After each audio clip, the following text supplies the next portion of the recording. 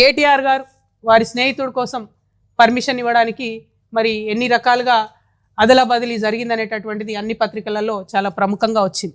ఇన్ని రోజులు నేను చెప్పలే చాలా విషయాలు. ఇవాళ ఎందుకు చెప్తా ఉన్నా అంటే అన్న మాట్లాడుకుంటూ ఒక మాట చెప్పారు మా జనార్దన్ అన్న గారు, మేము పార్టీ పెట్టుకున్నాం, మమ్మల్ని మీరు పార్టీలోకి వెళ్ళి తీసేసి అవినీతి గురించి మాట్లాడినందుకు. నేను ఆగిపోలేదు కదా, నేను సాగాలి కదా, ప్రజల మధ్యలో ఉండాలనుకుంటున్నా.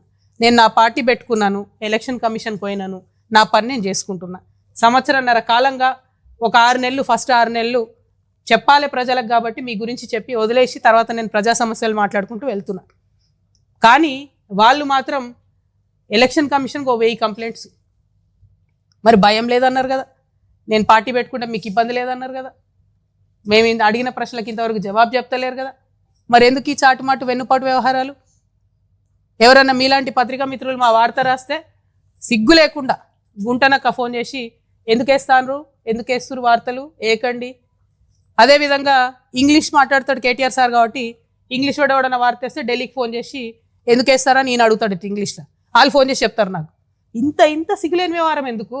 ఒక ఆడబిడ్డగా నేను చాలా ధైర్యంగా ప్రజల మధ్యలో ఉంటాను, నేను వెళ్తున్నా. ఆంబోతుల్లాగా అడ్డగాడిదల్లాగా ఎందుకు నా కాళ్ళలో కట్టెలు పెట్టే పనులు చేస్తున్నారు నాకు అర్థమవుతలేదు. ఏం అవసరం ఉంది మీకు? ఒక్క ప్రశ్నకైనా సమాధానం చెప్పిరా నేను అడిగిన వాటికి?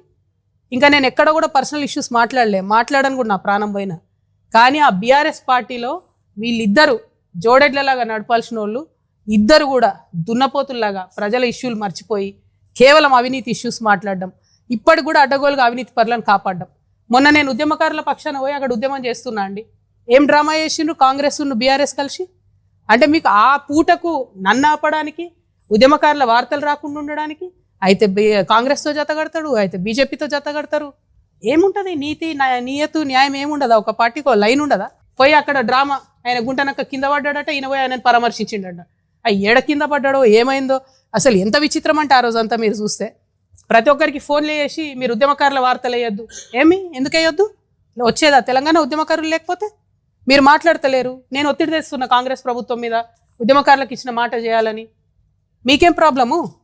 మీరెందుకు అడ్డుపడతారు?